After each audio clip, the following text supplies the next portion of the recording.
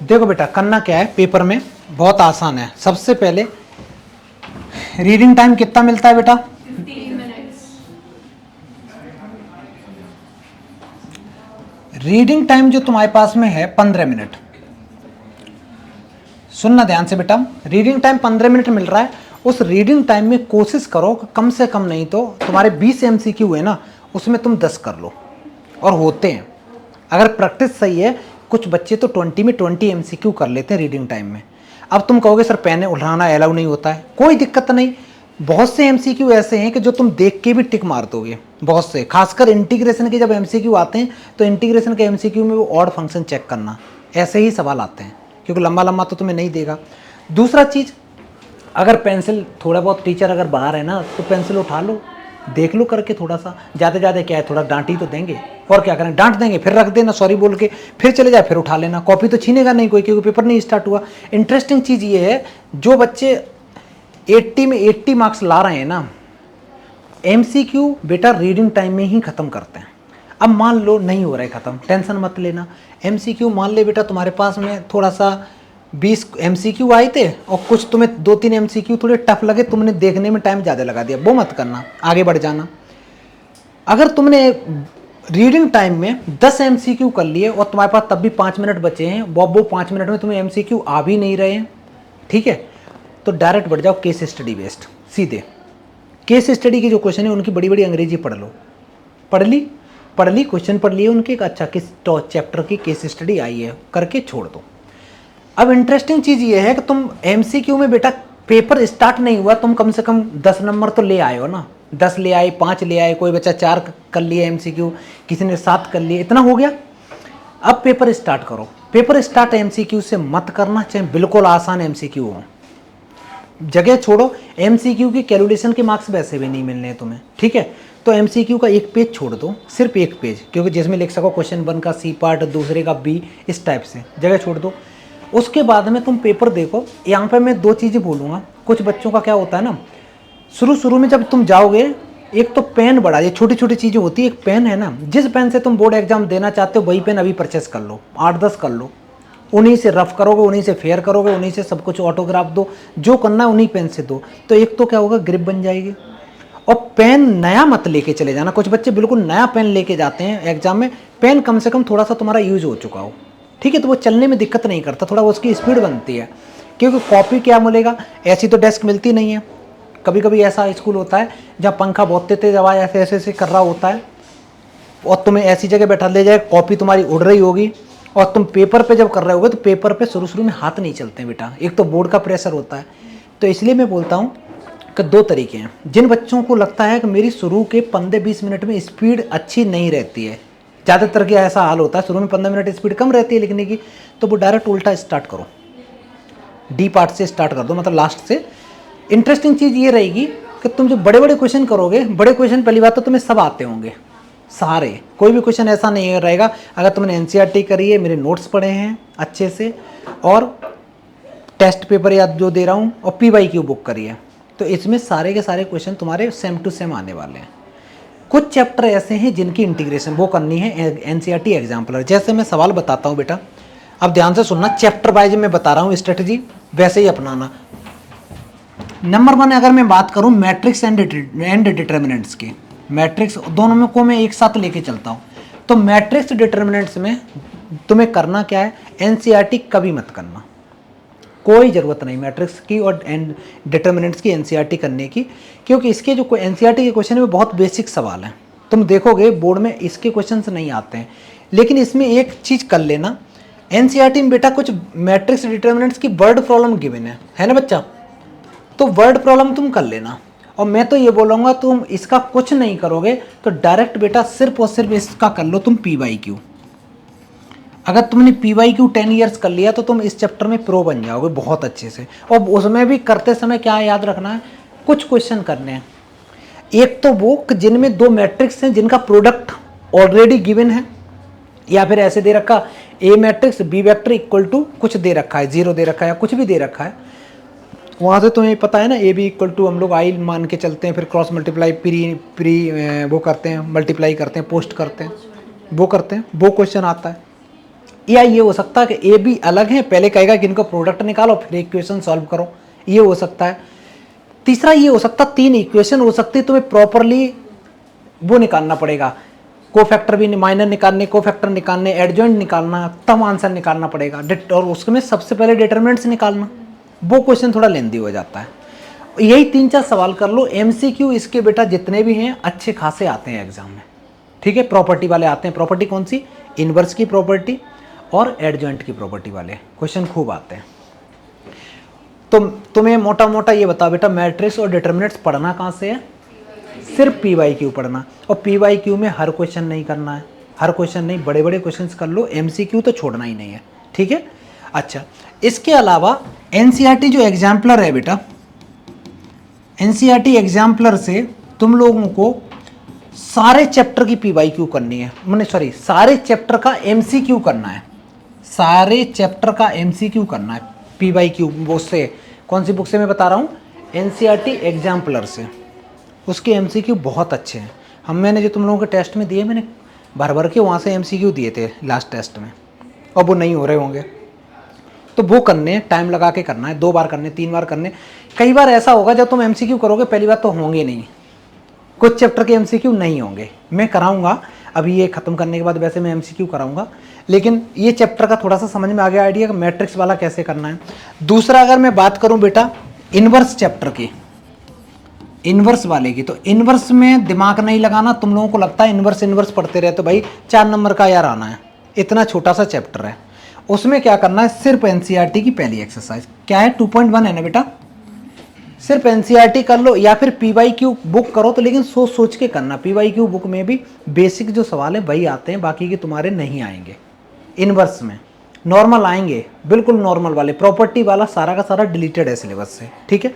तीसरा चैप्टर बता बेटा, तीसरा मैंने मैट्रिक्स डिटरमिनेंट्स तो एक साथ बता ही दिया। रिलेशन फंक्शन की अगर मैं बात करूं, रिलेशन फंक्शन, तो रिलेशन फंक्शन में इसको डिवाइड कर लो 2 चीज में। एक तो तुम्हें डर लगता है इस चैप्टर से, इसमें एक तो हो गया बेटा रिलेशन वाला पार्ट, एक तो हो गया रिलेशन में जिसमें तुमसे सिमेट्रिक हो गया, ट्रांजिटिव हो गया और रिफ्लेक्सिव हो गया, और इक्विवेलेंस क्लास भी पूछता है।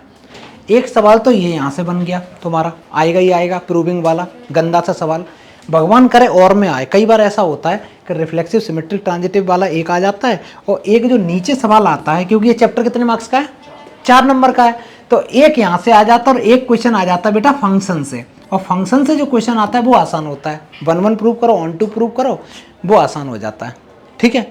तो यहाँ से कर लो। अब ये क्वेश्चन कहाँ से करोगे, क्योंकि एनसीईआरटी में, एनसीईआरटी की तो करनी ही है, इसमें बेटा पीवाईक्यू करनी है तुम्हें जबरदस्त तरीके से। प्रीवियस ईयर बड़े बड़े क्वेश्चंस कर लो, बार बार लिखने का तरीका देखो। ये चैप्टर को ऐसे मान के चलो जैसे क्लास 9th में तुम क्वाड्रिलेटरल पढ़ते थे, 10th में ट्रायंगल्स पढ़ते थे, प्रूविंग वाले क्वेश्चन थे ना बेटा, तो वैसे ही है। जब तक लिख लिख के नहीं प्रैक्टिस करोगे तो इसमें तो मार्क्स नहीं आने वाले, बार बार लिख के प्रैक्टिस करनी पड़ेगी। अब आते हैं कहानी, चलते हैं स्टार्ट नेक्स्ट। अब तो कंटिन्यूटी आ गई बेटा,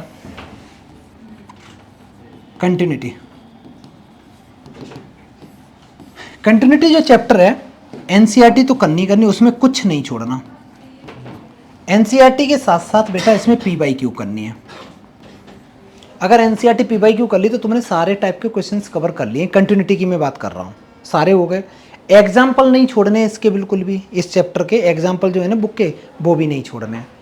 कंटिन्यूटी के बाद में जो है वो आता है डिफरेंशिएबिलिटी, डिफरेंशिएशन को तुम लोग क्या करते हो ना, पकड़ के बैठ जाते हो एनसीईआरटी से करने, वो मत कर बेटा, कोई ज़रूरत नहीं है। तुम्हें कुछ ही चीज़ें करनी है यहाँ से। एक तो करनी है एक्सरसाइज 5.5, है ना, एक करनी 5.5, एक करनी बेटा 5.6 या 5.8 है, जो पैरामेट्रिक फॉर्म वाले जो क्वेश्चन हैं, एक बार वो कर लेना। और ये करना, ये मैं जो दे रहा हूँ ये है लॉग वाले, फंक्शन के ऊपर जब फंक्शन होता है तो उस टाइप के सवाल, और बाकी के बेसिक वाले टच भी मत करना, कभी नहीं आते हैं एग्जाम में, ठीक है। तो डिफरेंशिएशन का कोई बच्चा रिवीजन नहीं करेगा, पता एनसीईआरटी पकड़ के बैठ रहा है रिवीजन करने के लिए। इसमें जब भी रिवीजन करने का मन करे तो मैं तो बोलूँगा कि एक तो ये वाली एक्सरसाइज करोगे, और फिर डायरेक्ट बेटा क्या करोगे, पीवाईक्यू बुक। पीवाईक्यू बुक में अच्छे सवाल हैं, और तुम देखोगे पैटर्न तो क्वेश्चन रिपीट हो रहे हैं हर साल, बस उसमें वैल्यू चेंज होती जा रही है, वो हर साल सेम क्वेश्चन आ रहे हैं। तो इसमें टफ आना ही नहीं है, क्योंकि डिफरेंशिएशन तुम करते हो एक्सरसाइज 5.2, 3, 4, अरे आनी नहीं भाई, 5, 6 एग्जाम्पल वगैरह कुछ नहीं करना है। एक तो ये करनी है, और इसके तुरंत बाद जो इंपॉर्टेंट है बेटा इसमें इन दोनों चेक, क्योंकि बुक्स में दोनों चैप्टर साथ हैं बेटा, मिसलेनियस इसकी भर भर के एग्जाम में आती है, बोर्ड एग्जाम में इसकी, इस चैप्टर की मिसलेनियस तुमसे खूब पूछी जाएगी।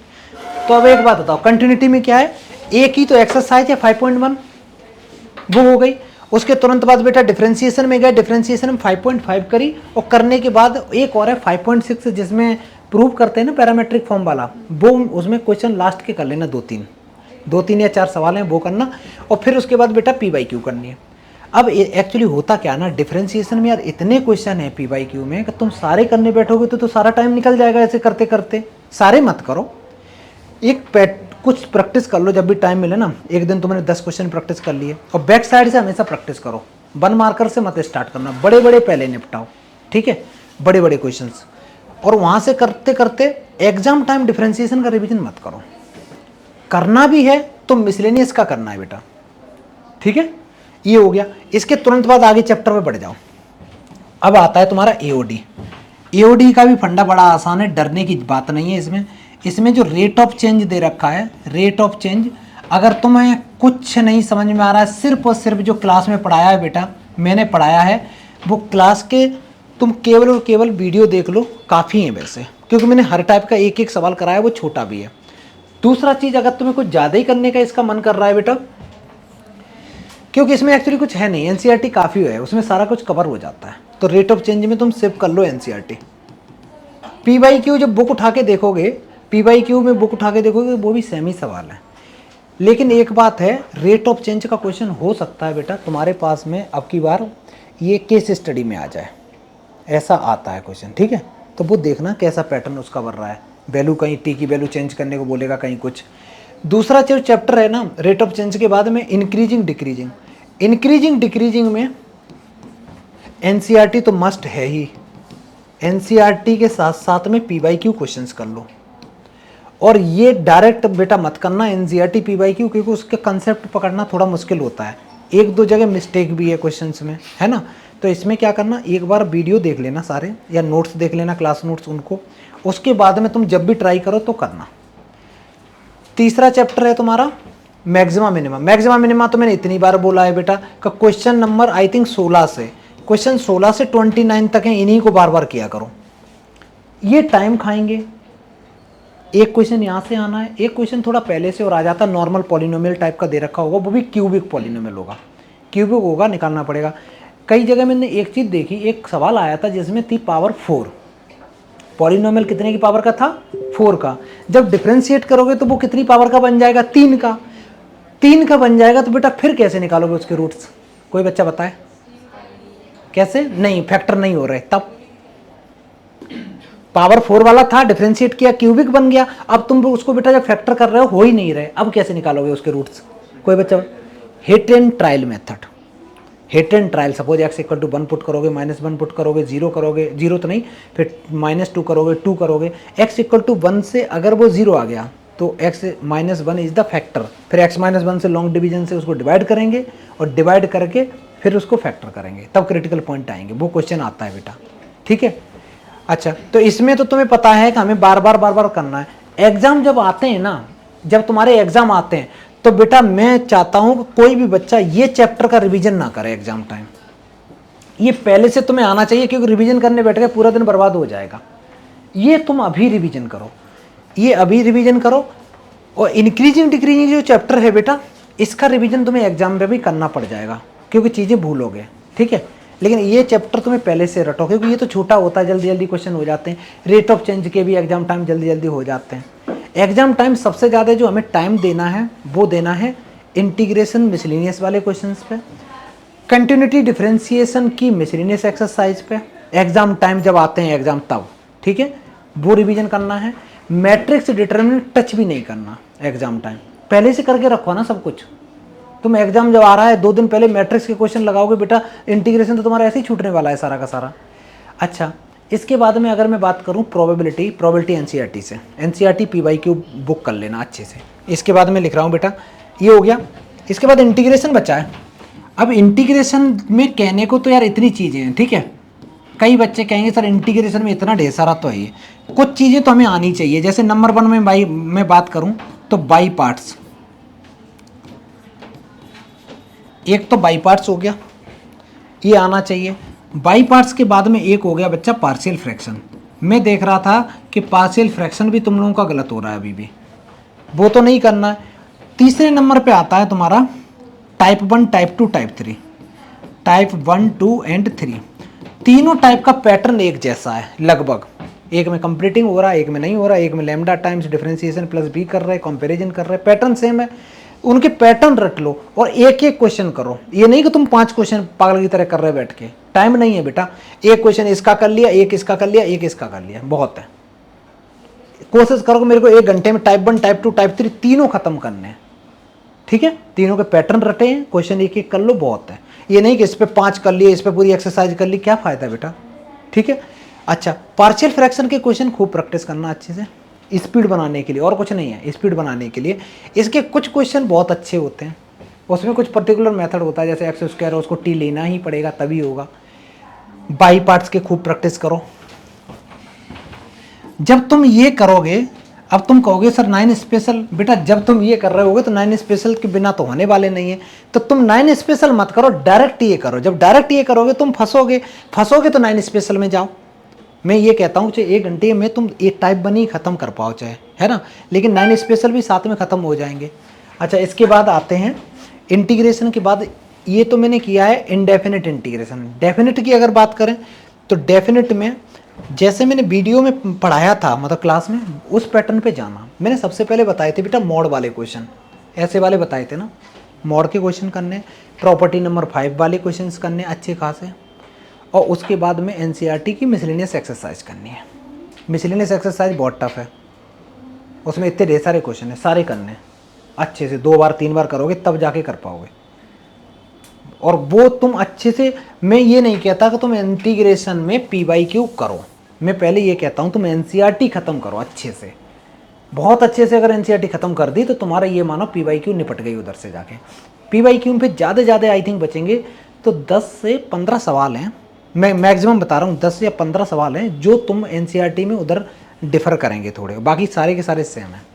तो इंटीग्रेशन कहाँ से करनी बेटा, एनसीईआरटी एग्जैक्ट सारी मिसलेनियस करनी है, एग्जाम्पल करने, सब कुछ करना है, बस शुरू के नहीं करने हैं। ये जो एक एक क्वेश्चन कर रहे हो ना वो मत करना। इसके बाद में आता है बेटा एओआई। एओआई चैप्टर में बस कंसेप्ट याद रखना। अगर तुम जब भी पढ़ो तो वीडियो देख लो, वीडियो के बाद में कोई भी क्वेश्चन करो, क्रिटिकल पॉइंट, वो इंटरसेक्टिंग पॉइंट वगैरह निकालना देख लो, प्रैक्टिस कर लो। उसका टफ क्वेश्चन कभी नहीं आने वाला है, उसके डायरेक्ट सवाल आएंगे जो क्लास में कराएं वही आने वाले हैं, हर साल वही आते हैं, क्योंकि उसका कोई वेटेज भी है ना, 5-6 नंबर का है, तो वो सीधा सीधा सवाल आता है, उसमें ज़्यादा इधर उधर से उल्टा सीधा क्वेश्चन लेने की कोई ज़रूरत नहीं है। इसके बाद में मेरा एओआई हो गया। डिफरेंशियल इक्वेशन में बेटा मेहनत करनी है, इसमें ये भी मैं कराऊंगा, मैं तो वैसे करा चुका हूँ। इसमें अभी जैसे एग्ज़ाम वो है ना, टेस्ट है, पहले वीडियो पता चल जाएगा, वीडियो के बाद पूरी एनसीईआरटी अच्छे से करो। एनसीईआरटी जब हो जाएगी फिर रैंडम क्वेश्चन पी/क्यू से उठा के करोगे। प्रोबेबिलिटी की अगर मैं बात करूं बेटा, तो प्रोबेबिलिटी चैप्टर जो है, प्रोबेबिलिटी चैप्टर पूरा का पूरा कंप्लीट एनसीईआरटी करनी है, और बेटा पी/क्यू करने हैं। 2 चीज़ें बहुत हैं। अब इसमें क्या होता है, एनसीईआरटी एग्जाम्पलर के 1-2 सवाल आते जरूर हैं, लेकिन मैं उसको स्किप कराने की कोशिश करूंगा, ठीक है। उसको मैं बता दूंगा कौन कौन से करने हैं एग्जाम्पलर, क्योंकि सारी एग्जाम्पलर करोगे ना तो पागल ही हो जाओगे। इसके बाद में तुम्हारा हो गया बेटा एलपीपी। एलपीपी में सिर्फ एक ही एक्सरसाइज है, वर्ड प्रॉब्लम आनी नहीं है तो वो एक्सरसाइज कर लेना, ग्राफ बना लेना, ठीक है। एलपीपी की ज़्यादा नहीं टेंशन, ये पहले ही कर लेना एलपीपी वगैरह। इसमें भी जो क्वेश्चन है प्रोबेबिलिटी में, वैसे तुम्हें डिटेल में बताऊंगा, बेस थ्योरम आती है, कंडीशनल प्रोबेबिलिटी आती है, प्रोबेबिलिटी और प्रोबेबिलिटी डिस्ट्रीब्यूशन, ये 3 टॉपिक आने ही आने हैं हमेशा। इसके बाद में मैं एक चीज़ कोई स्किप कर रहा हूँ बेटा, वेक्टर और 3D, ये सुनना ध्यान से, ये इंपॉर्टेंट है। मैंने उस दिन पढ़ाया भी था तो मैंने बताया था वेक्टर और 3D चैप्टर, हालांकि 2 अलग अलग चैप्टर हैं। इस चैप्टर पे ध्यान देना, कोई बच्चा इधर उधर से ना वीडियो देखेगा ना कुछ करेगा, जो पढ़ा रहा हूँ उसको बस फॉलो करो, क्योंकि मैं दोनों चैप्टर को लिंक करके पढ़ा रहा हूँ, लिंक होते भी हैं। जैसे बता रहा हूँ चीज़ें वैसे ही करते रहना, सारे क्वेश्चन हो जाएंगे तुमसे। क्योंकि जब तक कंसेप्ट नहीं क्लियर होगा तो इसमें बेटा तुम क्वेश्चन टच भी नहीं कर पाओगे। खूब पढ़ते रहना, पूरी एनसीईआरटी कर लेना, कुछ भी कर लेना, कोई फायदा नहीं है। इसमें कंसेप्ट क्लियर होंगे, तुम कोई भी क्वेश्चन होगा उठा के तुरंत कर दोगे। क्योंकि 3D में पहले दो चीजें होती थी, एक लाइन होती थी बेटा और एक होता था प्लेन। प्लेन वाला पोर्शन पूरा डिलीटेड है सिलेबस से, सिर्फ लाइन है। तो अब एक काम करते हैं, थोड़ा थोड़ा सा आइडिया मिल ही गया, बाकी का ये वीडियो है मैं डाल दूंगा बेटा। अब हम लोग स्टार्ट करते हैं बेटा, है ना।